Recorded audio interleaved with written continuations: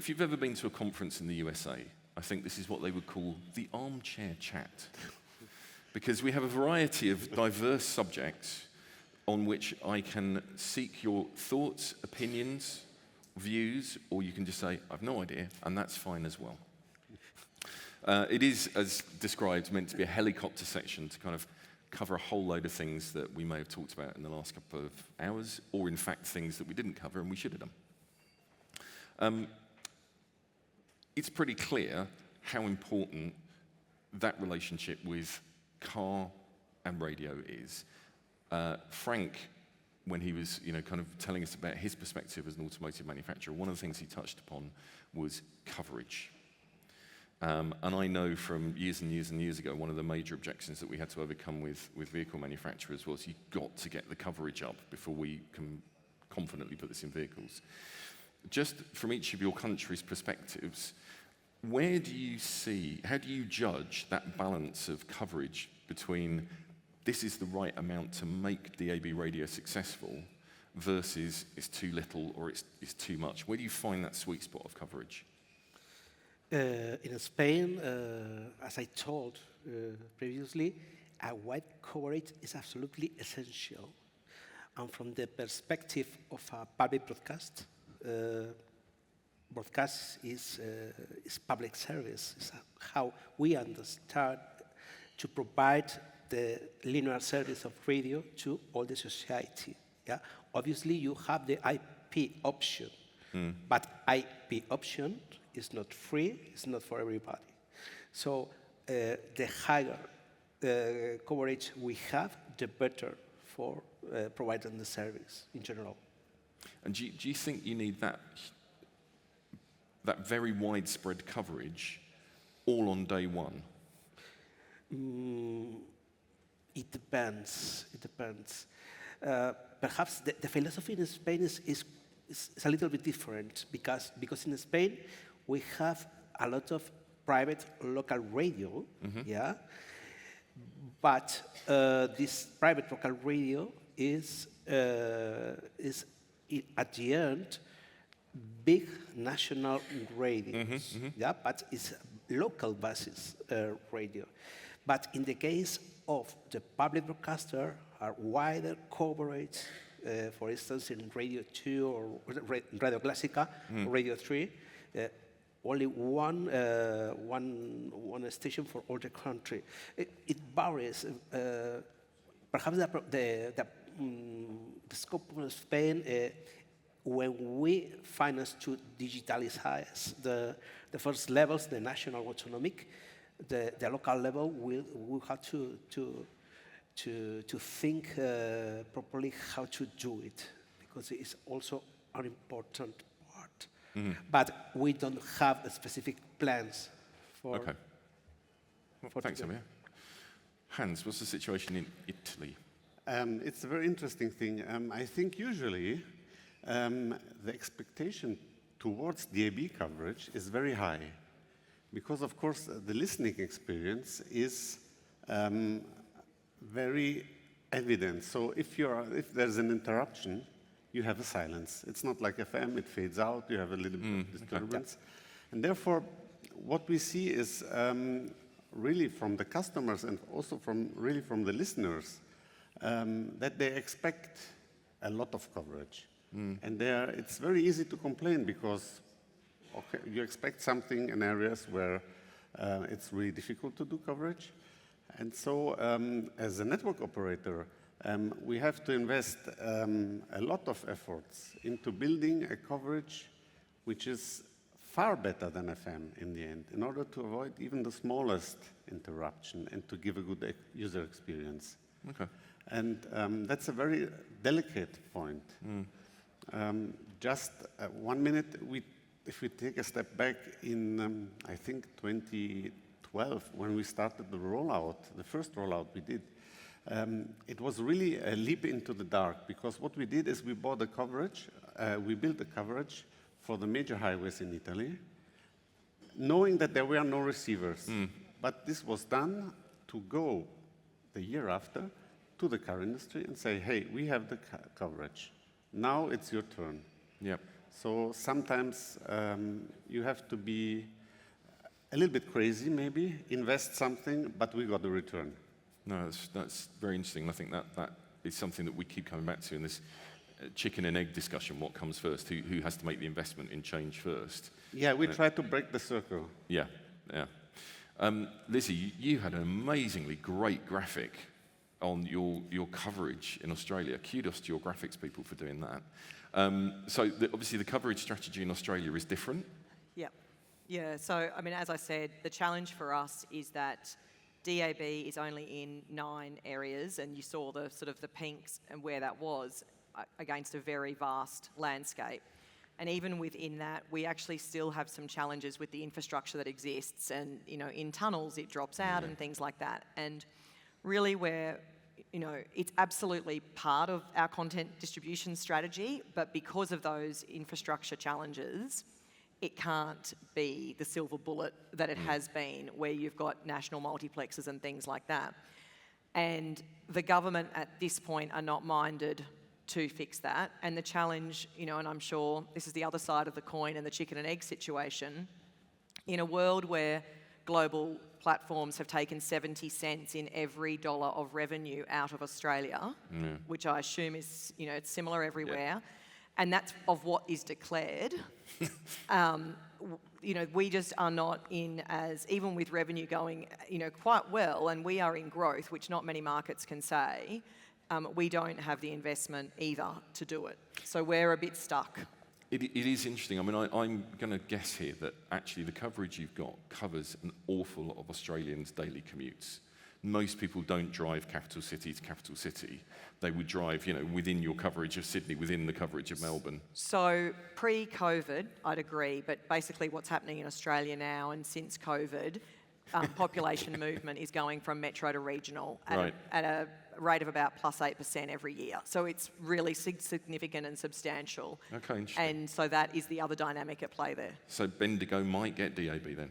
Well, if the government were minded to do it, then we would happily have it everywhere, and that's sort of certainly something. And we're talking to them, obviously, about the sustainability of the industry and what needs to happen. So never say never, but that's where it needs to come from. I mean, coverage is one of those absolute baseline requirements for the automotive industry to take us seriously. As I said, we know from the beginning of our DAB adventure, they weren't prepared to do anything with DAB in vehicles until we built out enough coverage for it to make sense. And we've talked a lot about what we need to do as an industry to encourage automotive to maintain the prominence and presence of broadcast radio in the car. So let's assume that we're going to get coverage to a point where there is a consensus that it's good enough for most consumers in most vehicles.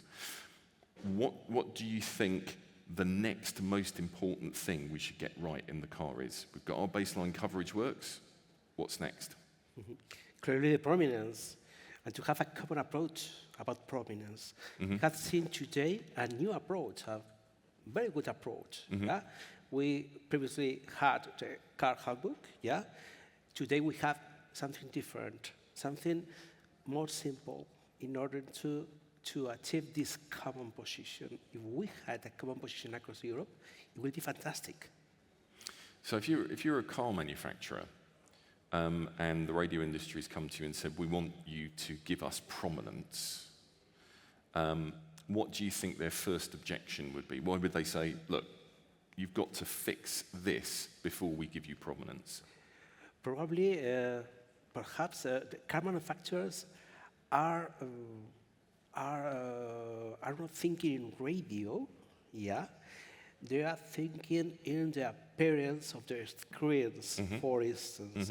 So the appearance of the screen and the service and the connectivity is very important for car manufacturers because it's an argument for sale one car, If radio can be attractive in these screens, is a fantastic feature to help prominence. It's only my opinion. But right, Hans, what would you put on the table as a gift for prominence?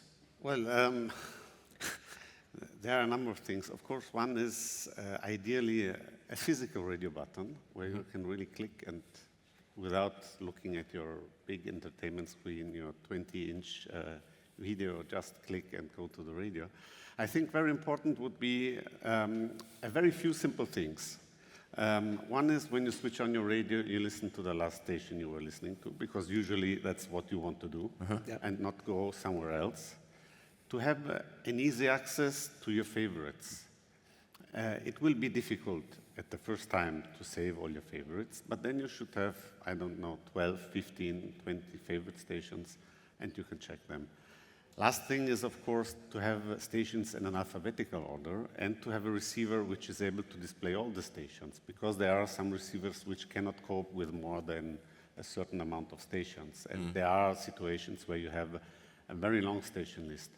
But the only thing you can really do is to have an alphabetical order, because all the rest will just create confusion to the radio listener.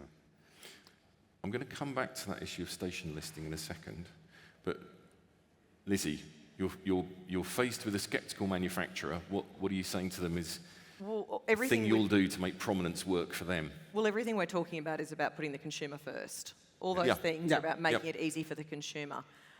And if you hear, and this is the first time I've heard from Frank, but Frank said that he understood the importance of radio in the car, but then I would question why we're still here then, having this conversation. Because if we all agree that this is what the consumer wants, and we've got great data that we've been doing year on, year out in some of the biggest countries in the world that shows how important cars are, then there should not be a barrier here. I agree with you, and I think what's frustrating is at the top level we seem to have a consensus. The problem comes when we talk about the detail of what we actually mean, specifically when we get down into that. So I don't want to put words into Frank's mouth, but having spoken to him, we've known Frank for a long time, and one of the things that he feels is a really important motivation, and he referenced it in his presentation, is traffic news. Traffic news. Yeah, traffic news. He thinks that's very important. He thinks that's a reason why radio should be foremost in the car. Now, I suspect that's not a universally held view about the justification for the prominence of radio is because it does the traffic news. And that's an example of we agree the prominence thing, but what specifically do you mean? So below that kind of prominence thing, what would you say to someone like Frank, the thing that we're going to change to make this look better so it deserves its prominence is more stations, better coverage, album art, traffic information, ... I don't know. Your slide before also said come together on technology and compete on content. Yep. Right? The content is the one unique thing. Yep. That we all have from a brand perspective and an audience perspective. I think we're all getting to the point where we do want to collaborate on technology. So if the content is the unique thing, then what is it? It's the weather, it's the emergency services, it's local news, it's traffic, it's do the best of that you can for your local market. Yep. And that is unique, and Spotify can't do that. Yeah. No one else can do that in the car, so it is unique. Yeah. So that's where I would go to. This kind of loops nicely into the number of stations thing, because obviously one of the vectors that people have explored to make digital radio more appealing over analog radio is more radio stations, more choice. It's very visible to the consumer as a benefit. It's very understandable for the industry as a benefit. Radio stations know how to make radio stations. But we now have this problem of there's an awful lot of radio stations.